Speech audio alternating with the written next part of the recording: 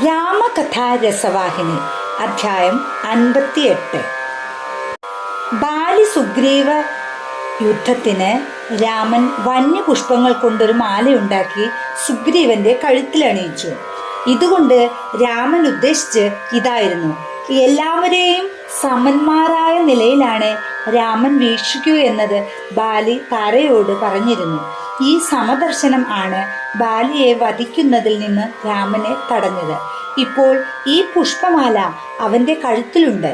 സുഗ്രീവനോട് തനിക്ക് കൂടുതൽ പ്രേമമുണ്ടെന്നും അതുകൊണ്ട് ബാലിയോട് നീതിപൂർവം തന്നെ വ്യത്യസ്തമായ രീതിയിൽ പെരുമാറാമെന്നും വെളിപ്പെടുത്തുകയായിരുന്നു ഇതിന്റെ ഉദ്ദേശം. ദിവ്യ പ്രേമത്തിന്റെ പ്രതീകമെന്ന നിലയിൽ സുഗ്രീവന് ഒരു മാല കൂടി കിട്ടി. പ്രോത്സാഹിപ്പിച്ചും സമരവീര്യം ഉള്ളിൽ നിറച്ചും രാമലക്ഷ്മണന്മാർ ബാലിയുടെ കോട്ടവാതിലുകൾ ചെന്ന് ഒരിക്കൽ കൂടി വെല്ലുവിളിക്കുവാൻ സുഗ്രീവനെ പ്രേരിപ്പിച്ചു. അവർ അടുത്തുള്ള മരം മറഞ്ഞു നിന്നു. ബാലി ചീറിപ്പാഞ്ഞു വന്നു. അദ്ദേഹത്തിന്റെ ചടുല ചലനം കൊണ്ട് ഭൂമി വിറകൊണ്ടു. സുഗ്രീവൻ ഭയവിഹ്വലനായി. ആ ക്ഷണത്തിൽ തന്റെ സഹായത്തിന് എത്തണമെന്ന് രാമനോട് ഹൃദയപൂർവ്വം പ്രാർത്ഥിച്ചു. അനന്തരം ശത്രുവിനെ നേരിടാൻ ചെന്നു. തന്റെ സിദ്ധികളെയും പ്രാപ്തിയെയും ന്യായീകരിക്കാൻ വേണ്ടി സുഗ്രീവൻ തന്റെ കഴിവിന്റെ പരമാവധി ഉപയോഗിച്ച് യുദ്ധം ചെയ്തു. അദ്ദേഹത്തിന്റെ ശക്തി ക്ഷയിച്ചു തുടങ്ങിയപ്പോൾ, തളർച്ചയുടെ ആദ്യ ലക്ഷണങ്ങൾ അദ്ദേഹത്തിൽ പ്രത്യക്ഷപ്പെട്ടപ്പോൾ അദ്ദേഹം ഒരിക്കൽ കൂടി രാമ എന്ന് വിളിച്ചു. തൻ്റെ ഭക്തന്മാരെ കാത്തു രക്ഷിക്കുക രാമന് കൂടുതൽ ഇഷ്ടപ്പെട്ട ജോലിയാണല്ലോ.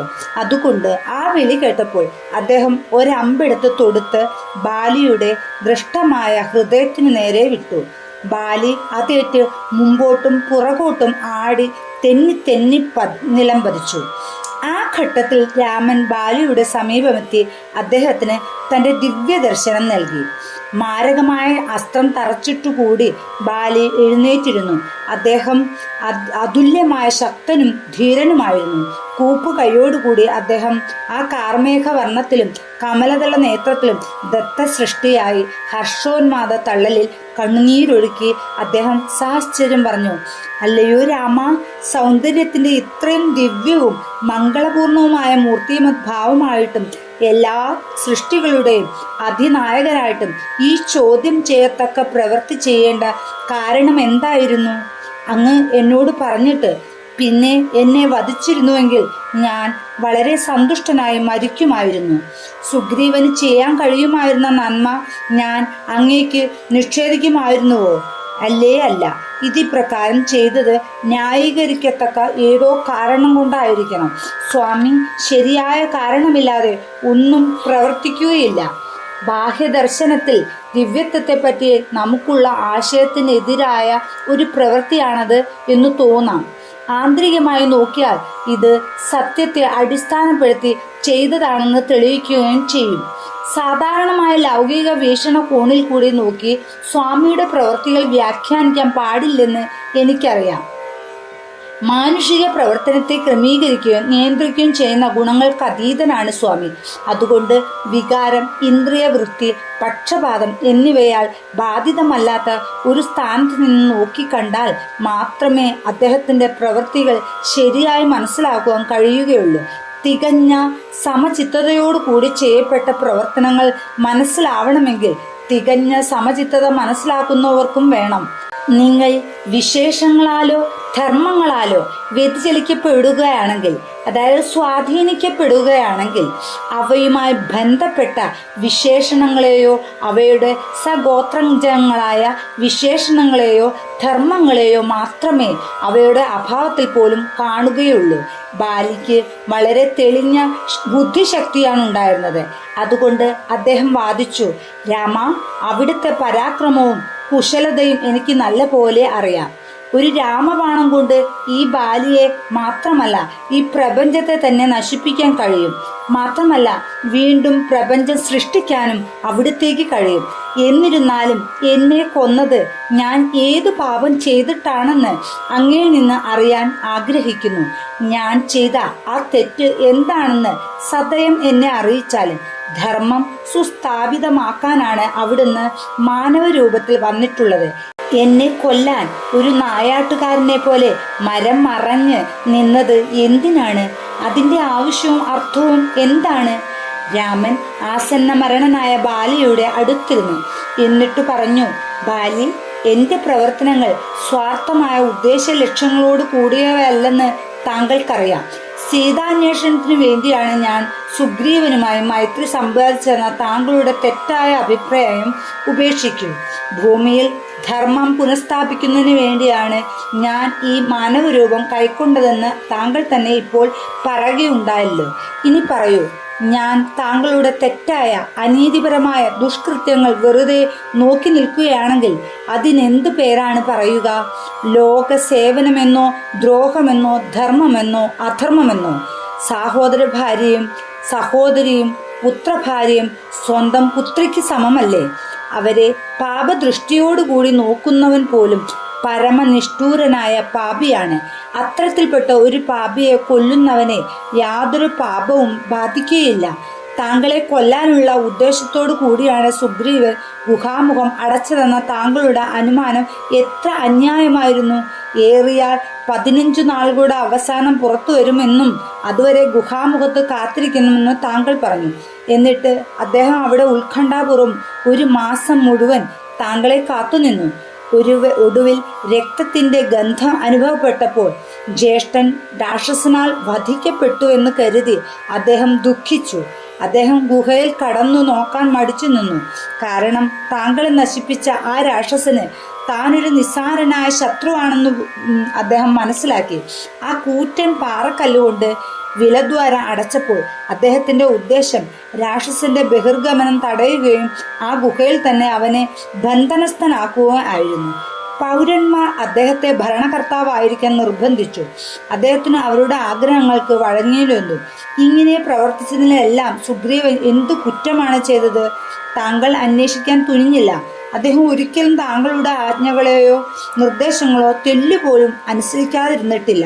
കാരണം സുഗ്രീവൻ താങ്കളെ സ്നേഹിക്കുകയും ബഹുമാനിക്കുകയും ചെയ്യുന്നു എന്നത് തന്നെ. അദ്ദേഹത്തിന്റെ സത്യത്തിന്റെ മാർഗം നിഷ്കൃഷ്ടമായി അവലംബിക്കുന്നു. എന്നാൽ താങ്കൾ ഹൃദയത്തിൽ അദ്ദേഹത്തോട് പ്രതികാരം ചെയ്യാനുള്ള വാഞ്ച വെച്ചു പുലർത്തി. പ്രതികാരത്തിന് ഒരു കാരണവും ഉണ്ടായിരുന്നില്ല. അത്യാഭിമാനിയായ താങ്കളുടെ അഹങ്കാരം അദ്ദേഹത്തെ കാട്ടിലേക്ക് ഓടിച്ചു. അദ്ദേഹത്തെ വനത്തിലേക്ക് അയച്ചപ്പോൾ അദ്ദേഹത്തിന്റെ ഭാര്യയെയും കൂടെ പോകാൻ അനുവദിക്കേണ്ടതായിരുന്നു. അതിനു പകരം സ്വന്തം മകളായി പരിഗണിക്കേണ്ട അവളെ താങ്കൾ ഭാര്യയായി സ്വീകരിച്ചു. ഇതിനെ താങ്കൾ പാപമെന്ന് വിളിക്കുന്നോ ഇല്ലയോ? ഇതിനേക്കാൾ നിന്ദ്യമായ ഒരു പാപം വേറെയില്ല.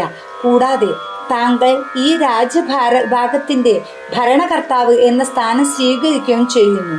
താങ്കൾ അവരെ രക്ഷിക്കുകയും പോറ്റുകയും ചെയ്യേണ്ടതുണ്ട്.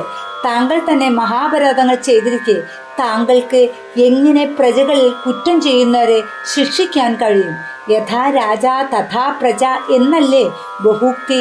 ഭരണാധികാരികൾ എങ്ങനെയോ അങ്ങനെയായിരിക്കും ഭരണീയരും. അതുകൊണ്ട് താങ്കൾ ചെയ്തിട്ടുള്ള തെറ്റ് കൂടുതൽ നിഷ്ഠൂരവും കൂടുതൽ ഗർഹണീയവുമാണ്.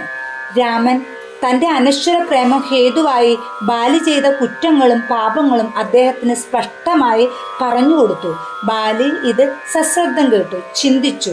ഒടുവിൽ ബാലി തൻ്റെ തെറ്റുകൾ മനസ്സിലാക്കി. എന്നിട്ട് പറഞ്ഞു, സ്വാമി, അവിടുത്തെ കൊണ്ട് എൻ്റെ പ്രവൃത്തികൾ ശരിയാണെന്ന് പറയിക്കാനുള്ള എൻ്റെ സാമർഥ്യമെല്ലാം വിഫലമായി.